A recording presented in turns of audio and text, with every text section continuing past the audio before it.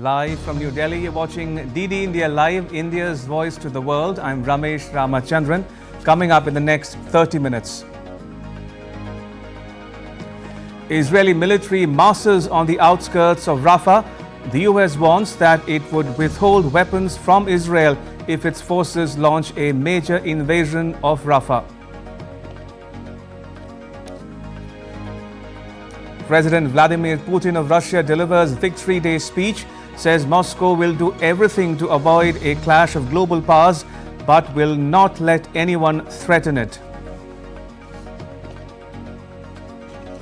And in India, political parties intensify their campaign for the fourth phase of parliamentary election, polling to be held on 13th of May.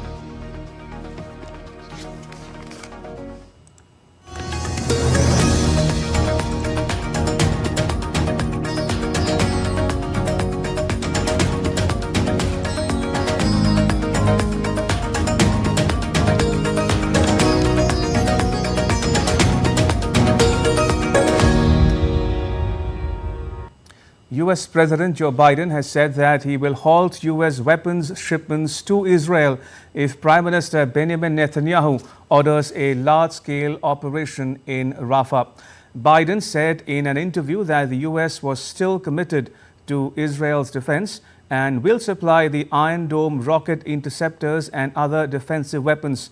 But if Israel goes into Rafah, the US will not supply certain weapons and artillery shells. Rafah is the last major Hamas stronghold in Gaza. Biden said that he did not consider Israel's strikes as a full-scale invasion as it has not struck population centers. The US has been working with Arab states that are prepared to rebuild Gaza and help with the transition to a two-state solution. When asked about the 2,000-pound bombs sent to Israel, Biden confirmed that the US supplied them to Israel, but it has since paused the delivery. The US is by far the biggest supplier of weapons to Israel, and it accelerated deliveries after the 7th October Hamas attacks.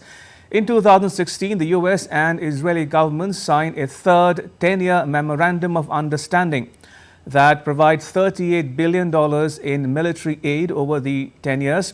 $33 billion in grants to buy military equipment, and $5 billion for missile defense system. Last month, the US legislature approved $26 billion in additional funding for Israel. Meanwhile, Israel on Thursday said that its defense forces began a targeted operation in central Gaza's Zaytun area. Its military said that the operation began with intelligence-based airstrikes, targeting and eliminating 25 terrorist targets, including military structures, terrorist tunnels, observation posts, and sniper posts. Israeli ground troops are further operating to secure the area. Overnight, the Israeli military detected numerous rocket launches from Rafah towards the Kerem Shalom border crossing. All the rockets fell in Gaza without reaching Israeli territory.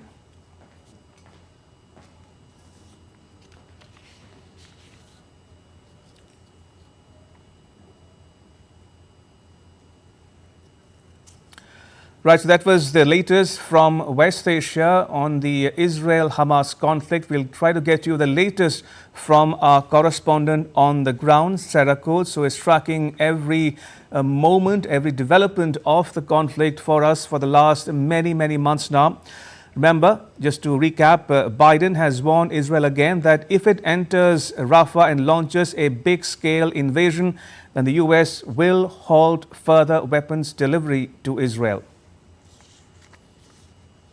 Right, moving on for now, the United Kingdom on Thursday said that it will not halt arms sales to Israel by British companies after reviewing the latest legal advice on the matter. UK Foreign Secretary David Cameron said that there is a fundamental difference between the US situation and the UK situation. On the issue of arms and Rafah and everything else, I'll make a number of points. First of all, I think there's a very fundamental difference between the US situation and the UK situation. The US is a massive state supplier of weapons to Israel.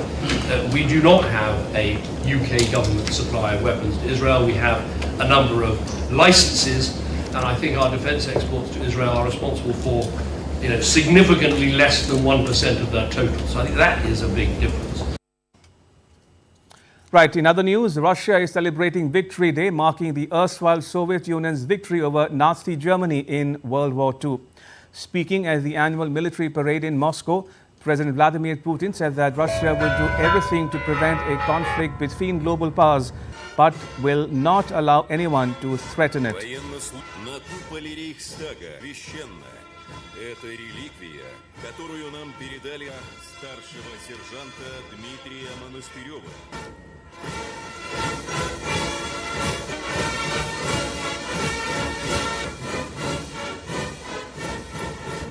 На всех направлениях в зоне. Russia will do everything to prevent a global conflict, but at the same time, we will not allow anyone to threaten us. Our strategic forces are always in combat readiness. The heads of state from Kazakhstan, Laos, Guinea-Bissau, Tajikistan, Kyrgyzstan, Belarus, Turkmenistan and Cuba attended the celebration. Now, President Putin of Russia agreed to withdraw his country's forces and border guards from various parts of Armenia at Yerevan's request. The announcement follows the departure of nearly 2,000 Russian peacekeepers from in and around the Nagorno-Karabakh region, which Azerbaijan claimed by force in September last year.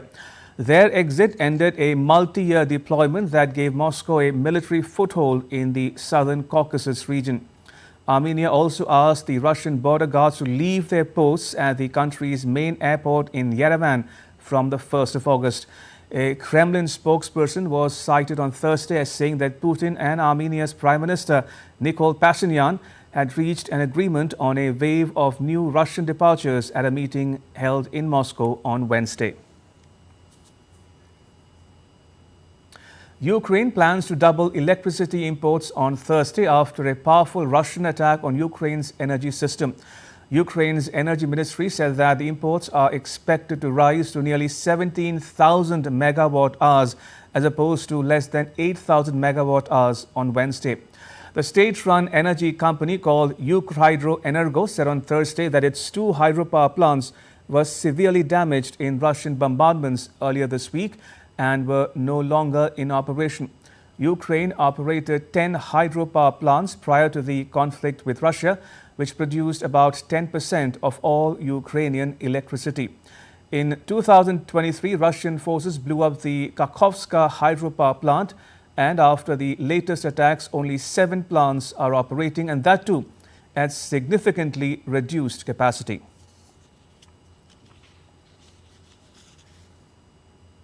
Still to come on DD India Live. India's External Affairs Minister Subramaniam Jaishankar hosts Maldives Foreign Minister Musa Zamir for talks in New Delhi.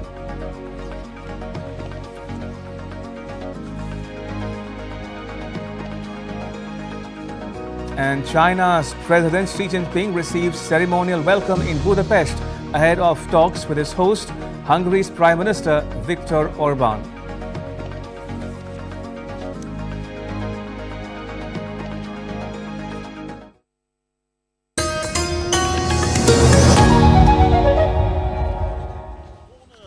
Cutting across continents. Stories that matter from across the globe. Accurate, authentic journalism that serves you right. From politics to glamour, from sports to world affairs, with a fusion of aesthetics and substance. Introducing news in a new avatar. Experience the world through a new lens.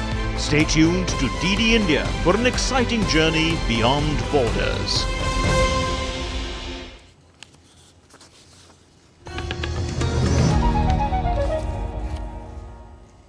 You're watching DD India Live. I'm Ramesh Ramachandran. China's President Xi Jinping was greeted by Hungary's Prime Minister Viktor Orban and President Tamás Szolnok in Budapest on Thursday as he makes his third stop on his first European tour in 5 years. Ukraine will likely be high on the agenda of the talks. Both countries are expected to sign 16 to 18 new agreements, one of which could be a large-scale infrastructure project as part of China's Belt and Road Initiative. She reached Hungary after visiting France and Serbia.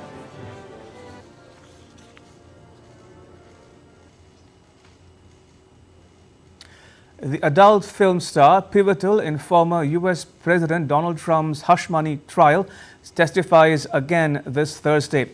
Earlier this week, Stormy Daniels disclosed details of her alleged romantic involvement with Trump, a claim he refutes. Prosecutors assert the payment for her silence a decade later was improperly labeled as legal expenses. Trump maintains his innocence against 34 felony charges. Reporting from New York, DD India's Sally Patterson covers the latest developments in the ongoing case. Well, the jury had Wednesday to think over Stormy Daniels' testimony because the court doesn't sit on Wednesdays. But on Tuesday, they heard from the woman who is in some ways at the very centre of this trial. Daniels took to the stand on Tuesday and talked the jury through the relationship she says she had with Donald Trump. She claims to have met the former president in 2006 at a golf tournament in Lake Tahoe. She says Trump then invited her back to his suite for dinner. She wasn't sure whether to go, but she says after speaking to her publicist, she decided it was worth going because her publicist said that it was going to be a good story either way. Now, Daniels says that she went to Trump's hotel suite, went inside and found him wearing just his satin pajamas. She said the two of them had dinner where they discussed her career and the pornography industry more widely. She says she went into the bathroom after they'd eaten, and when she came out, Trump was lying on his bed wearing just his underwear. She says a sexual encounter then took place. Donald Trump has always denied any affair or sexual relationship between the pair of them. Now, the reason that her testimony is crucial to this case is because this trial is looking at an allegation put forward by the prosecution that Donald Trump tried to cover up that affair in a way that wasn't actually legal. The prosecution claims that the way that the money was paid to Stormy Daniels, $130,000 to keep quiet ahead of the 2016 election, was that in itself is not illegal, but they say that the way that Donald Trump then paid back that money to his then lawyer and fixer Michael Cohen was. Trump allegedly filed those expenses as legal expenses, something the prosecution says is incorrect. Trump has pleaded not guilty to 34 different felony counts. He said that this is all a political smear by his opponents designed to try and keep him out of the White House. Sally Patterson in New York reporting for DD India. India's External Affairs Minister Subramaniam Jaishankar on Thursday met his Maldivian counterpart Musa Zamir in New Delhi. Minister Jaishankar said that India is a provider of development assistance to Maldives. Its projects have benefited the people of Maldives and contributed to their quality of life. Excellency, India has been a key provider of development assistance to the Maldives. Our projects have benefited the lives of the people of your country. They've contributed directly to the quality of life. They range from infrastructure projects and social initiatives to medical evacuation and health facilities. We have also extended financial support on favorable terms in the past. India has been a first responder on numerous occasions for Maldives. Our cooperation has also enhanced the security and well-being of your country through shared activities, equipment provisioning, capacity building and training. Speaking on the visit of Maldivian Foreign Minister Musa Zamir to India, External Affairs Ministry spokesperson Ranveer Jaiswal said that the visiting minister met his Indian counterpart in New Delhi on Thursday, where the two leaders discussed bilateral and regional security issues. Both leaders discussed all aspects of the relationship. They also discussed regional issues, regional security issues. They also went over development cooperation program and cooperation that happens between India and Maldives. EM, as you must have seen his remarks, he noted that as close and proximate neighbors, the development of India-Maldives ties was based on mutual interest and reciprocal sensitivity. He further noted that as far as India was concerned, these were articulated in terms of our neighborhood first and Sagar vision. We also looked at several other issues that form part of our overall engagement: capacity building, training, security issues that on which we work together, and disaster relief. In many cases, India has been the first responder for Maldives.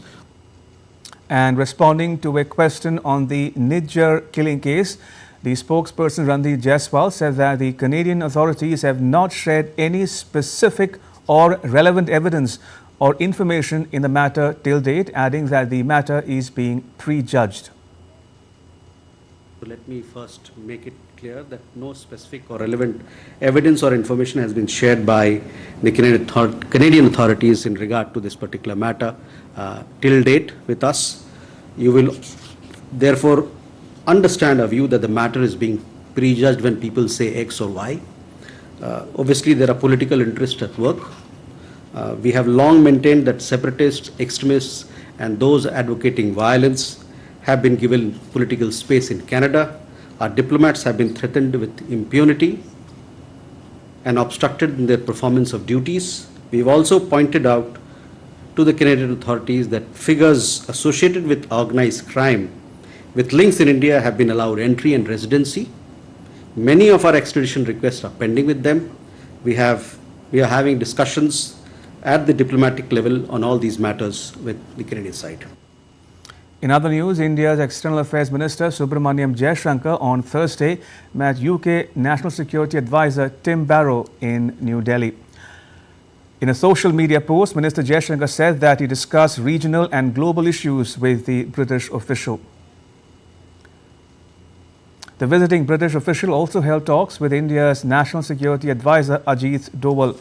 They discussed about a technology and security initiative, which is a mechanism aimed at strengthening cooperation in critical and emerging technologies between the two countries.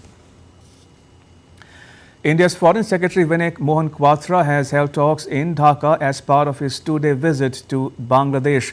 It was the first such visit to Bangladesh after the formation of the new government in Dhaka in January this year. The Indian diplomat called on Prime Minister Sheikh Hasina and Foreign Minister Dr. Hassan Mahmood. He also met his counterpart Masood bin Momen. India's Foreign Secretary reviewed the wide-ranging bilateral ties in various sectors. Let's now get you the latest on the world's largest democratic election in India.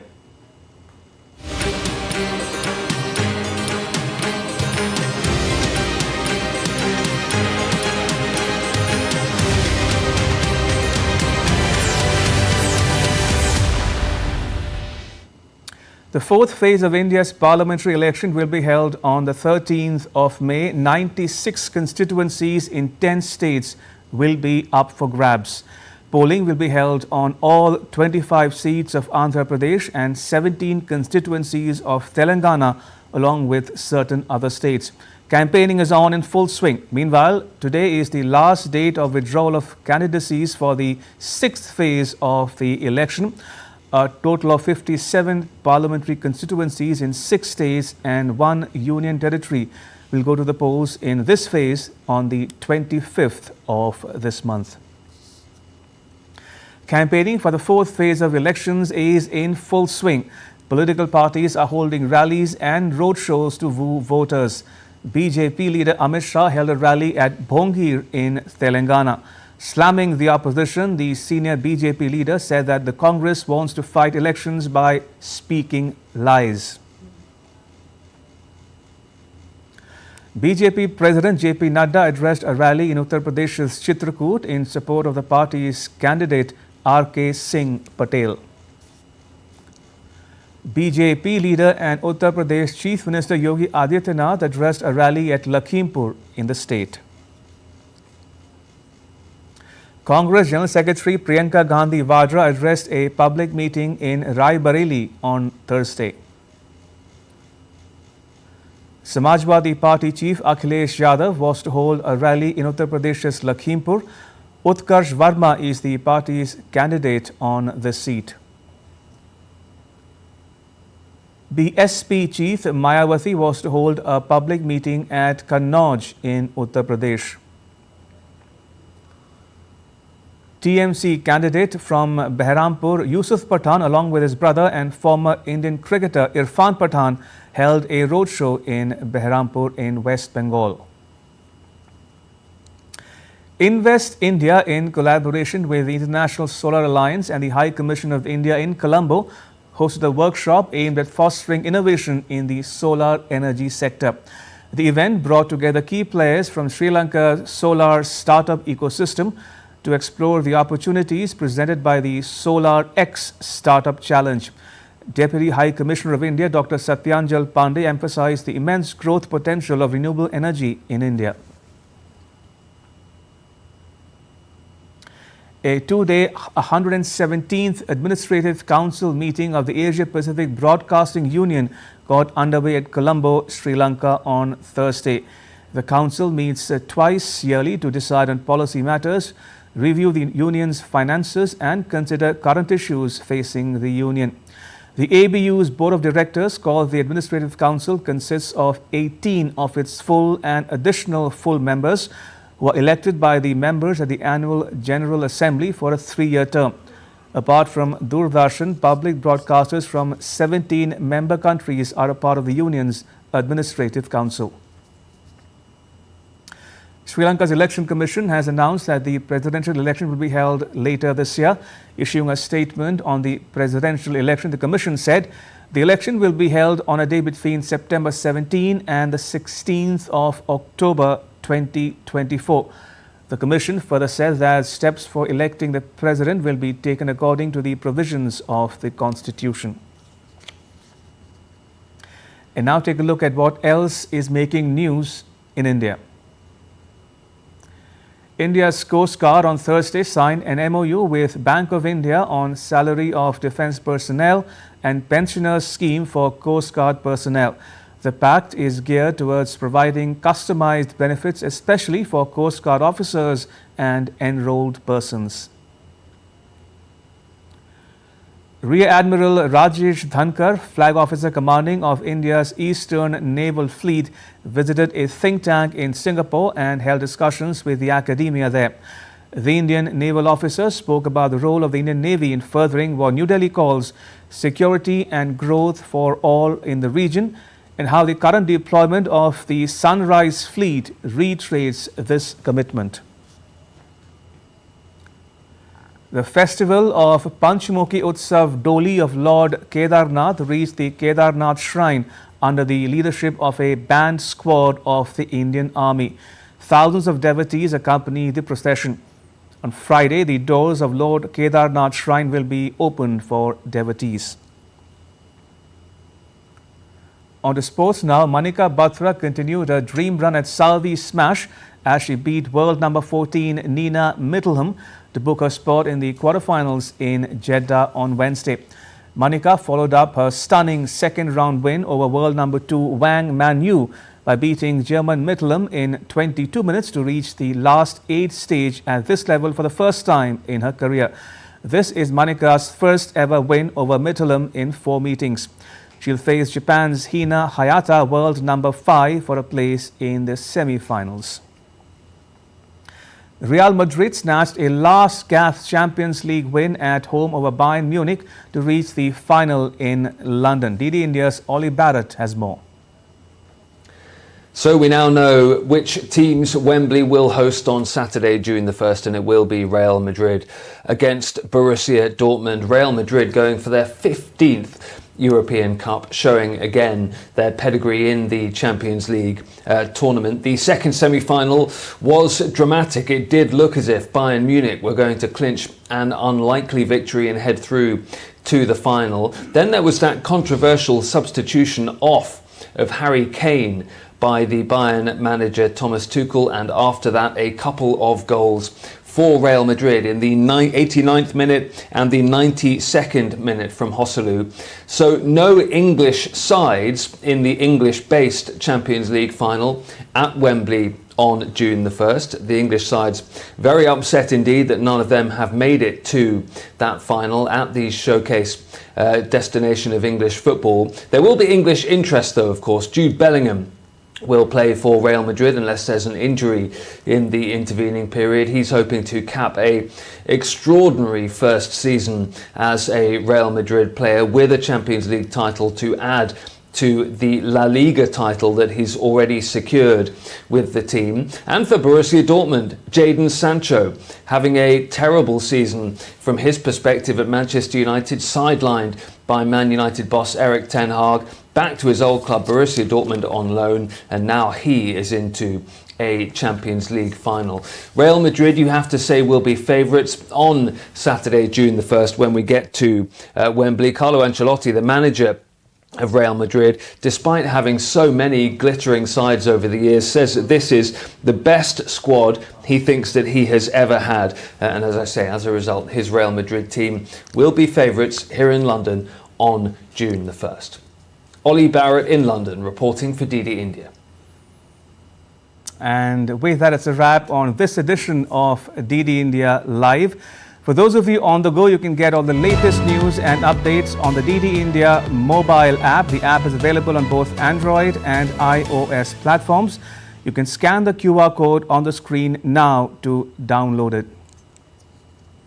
Let us know your thoughts on the news of the day. You can connect with us on Facebook, X and Instagram. You can also check out our website ddindia.co.in. We'll be back with more news as it breaks here on DD India. I'm Ramesh Ramachandran. From all of us here in New Delhi, thanks for watching DD India Live.